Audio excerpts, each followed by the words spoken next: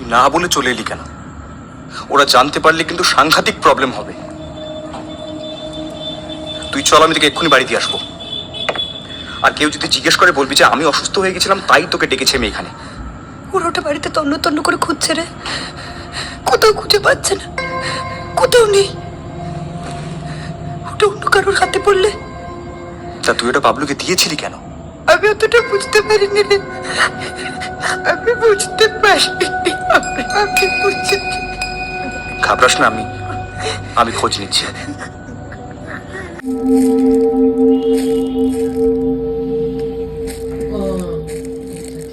বাবলু ছোট থেকেই আমাকে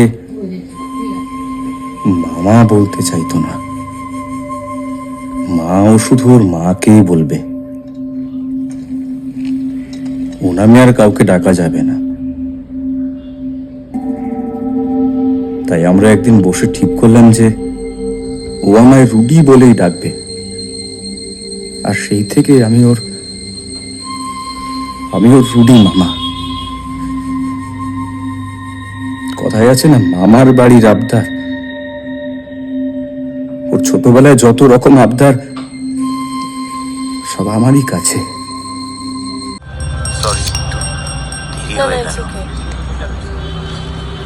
অনেকক্ষণ এসছো নাকি? এই মিনিট 5। আচ্ছা।